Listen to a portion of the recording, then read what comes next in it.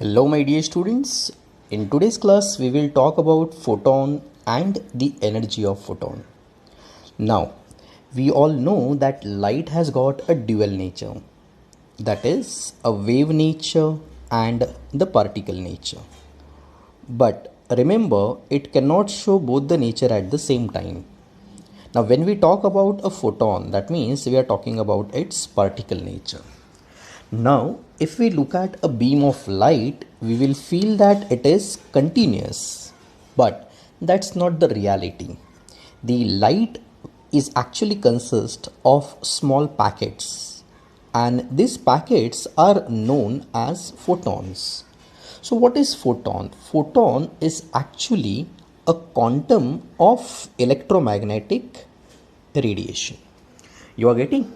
Now, every packet will have certain amount of energy, and the energy of this packet is given by E is equals to h nu.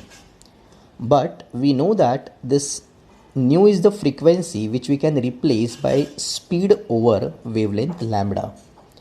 This h is known as Planck's constant. Now you all can notice that this energy of photon is directly proportional to frequency, but at the same time it is inversely proportional to wavelength. Okay, keep both these results in your mind. Now, knowing this, what we can do some calculations based on this. In the visible domain, if I consider two extreme colors, let's say red and the violet, then which color photon will have the maximum energy? So let us compare their wavelength. If I compare the wavelength of red color with the wavelength of violet color, I know that the wavelength of red is greater than that of violet. But energy of photon and wavelength, they are inversely proportional. So hence the energy of red color photon will be less than the energy of violet color photon. You are getting? Now remember, in electromagnetic spectrum, we have microwaves, we have X-rays, we have gamma radiations. Every one will have photon. Okay. Now the point to be noted, how you will calculate or how to express the energy of photon. So the energy of photon is expressed in two units. Number one is electron volt and the other one is joule. We must know the conversion between these two units. So the conversion is 1 electron volt is equals to 1.6 into 10 to the power of minus 19 joule, and 1 joule is equals to 1 over 1.6 into 10 to the power minus 19 electron volt.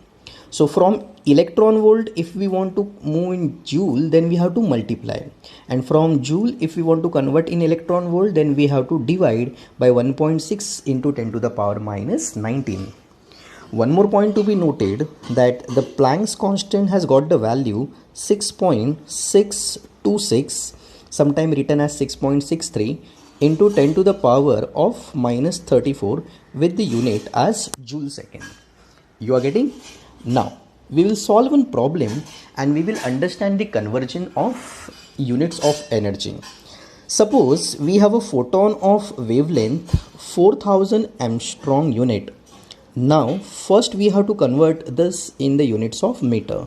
So it is very simple, 4000 into 10 to the power of minus 10 meter, which I can also write as 4 into 10 to the power of minus 7 meter.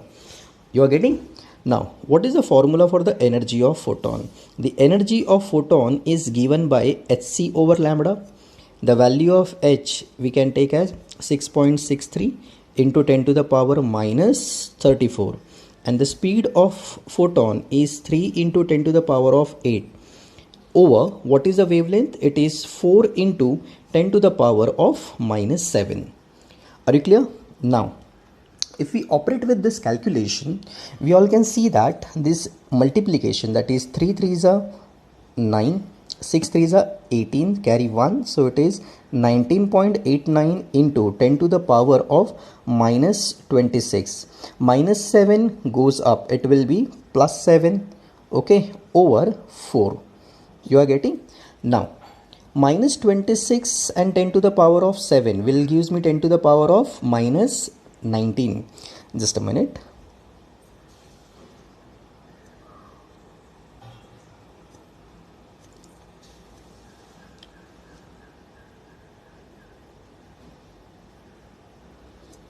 Okay, now what we have to do is we have to simply divide this value by 4.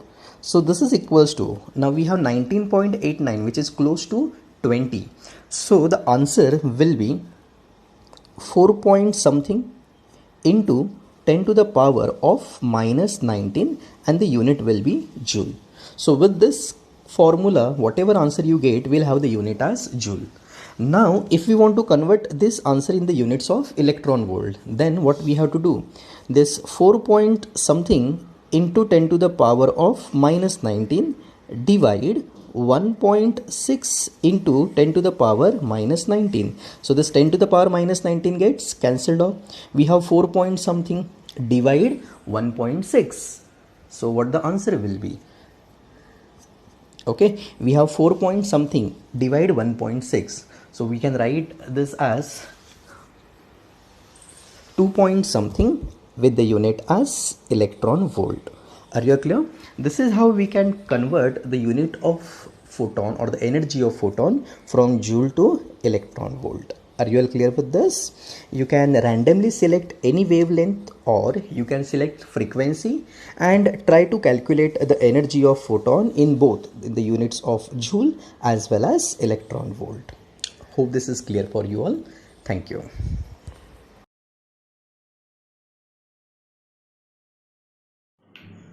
Hello dear students. So in today's class we will discuss about photoelectric effect. Okay.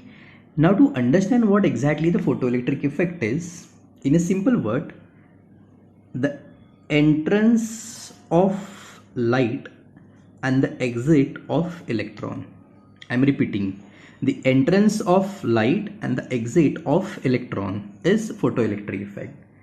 But where this light should fall? The light should fall on the metal surface. So whenever a light falls on a metal surface and electrons comes out of it, that phenomenon is known as photoelectric effect. This is clear? Now let's discuss this photoelectric effect. To understand the exact phenomenon, okay, we consider a metal plate. Now this metal plate can have any dimensions. So let's draw one metal plate like this. Now we know that this metal consists of large number of free electrons. Okay, so what we can do, we consider a single electron for the discussion. Now this electron will have a negative charge. So this electron will be surrounded by the cloud of positive ions. Okay, remember this electron will be surrounded by a cloud of positive ions. You are getting? Now these positive ions will create certain energy of attraction. And let's assume this energy of attraction is 2 electron volt. I am arbitrarily assuming some value just for understanding purpose. Okay, so what is the energy of attraction? 2 electron volt.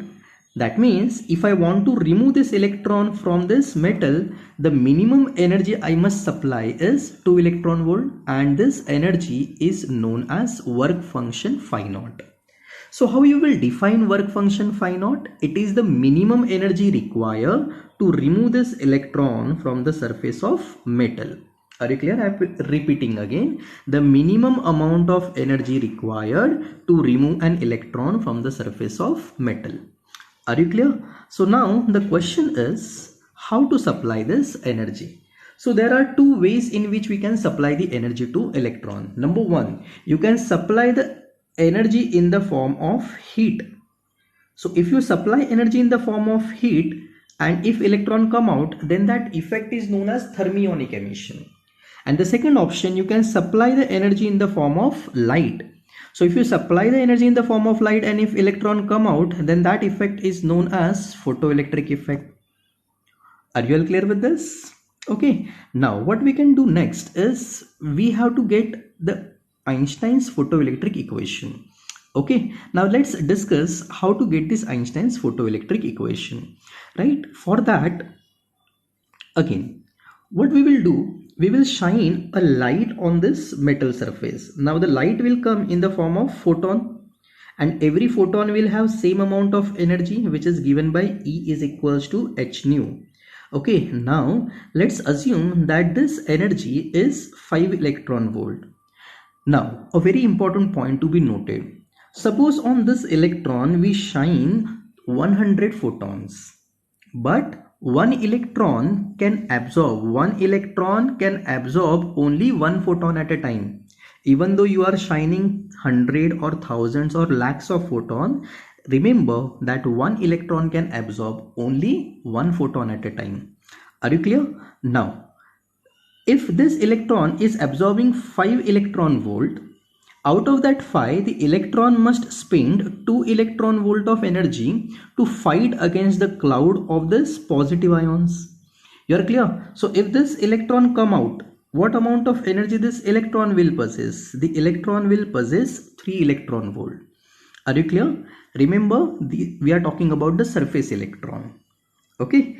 So how do we calculate this 3 electron volt? Let's discuss. For that purpose, just a minute.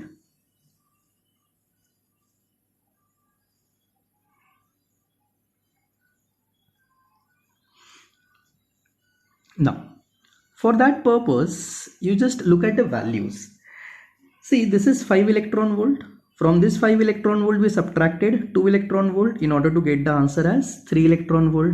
So how do we got this 3 electron volt? Very simple. From this 5, I am subtracting 2. Now this 3. So if electron comes out with this energy, now it can run with this energy.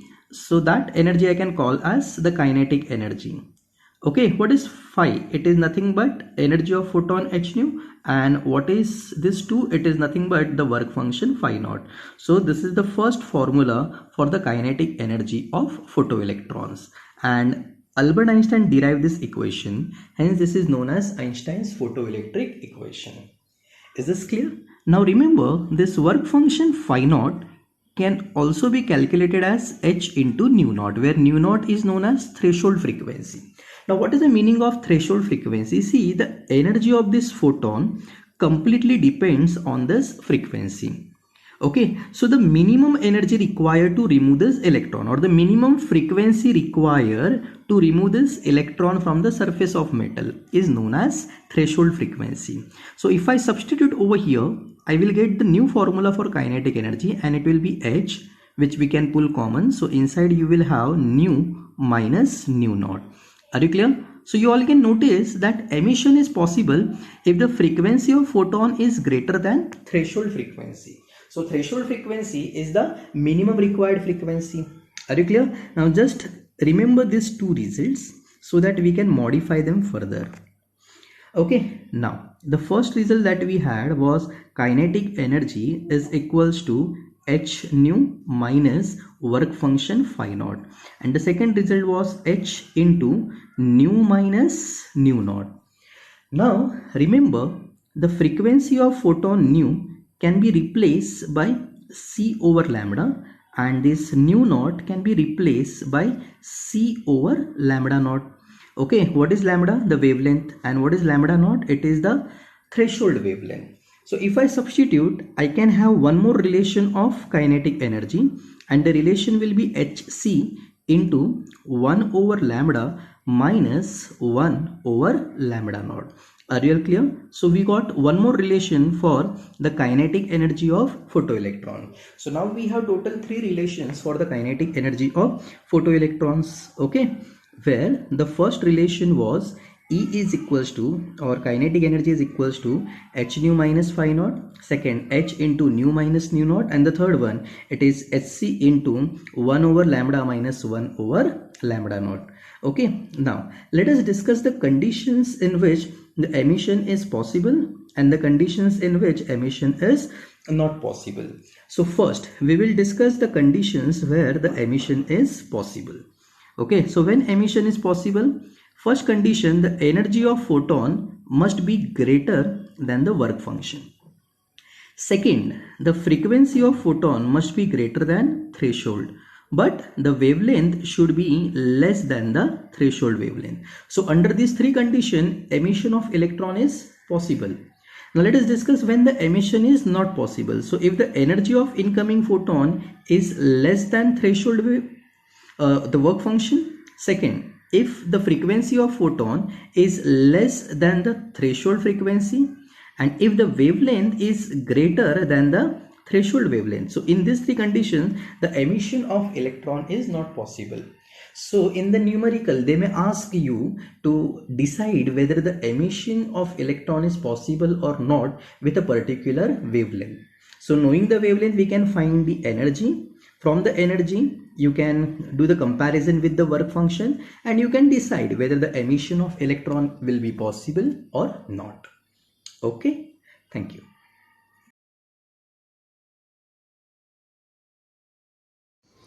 Hello dear students, in today's class we are going to talk about the stopping potential. So to understand what the stopping potential is, we will consider two metal plates. This is the first metal surface, and in front of this we have placed one more metal surface. Okay, such that the left side plate is connected to the negative terminal and the right side is connected to the positive terminal of the power supply. Correct?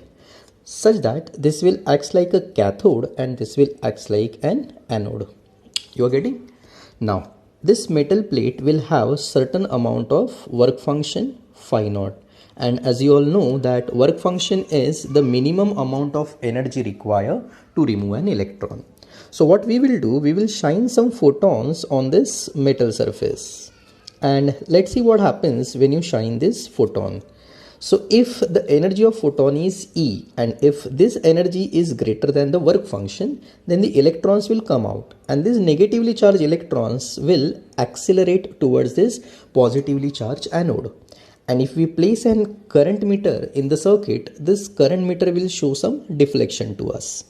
Okay, so the deflection of the current meter indicates that the current is flowing through the network. Now what we have to do, we have to make this current zero.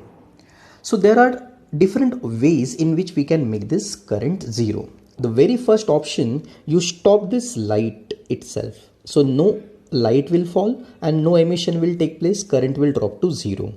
Second, you shine the light, but if the energy of this photon is less than work function, in that case also no emission will take place and you will get the current as zero.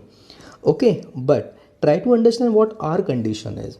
Our condition is we have a photon which is continuously falling on the plate and its work function is, or its energy is greater than the work function.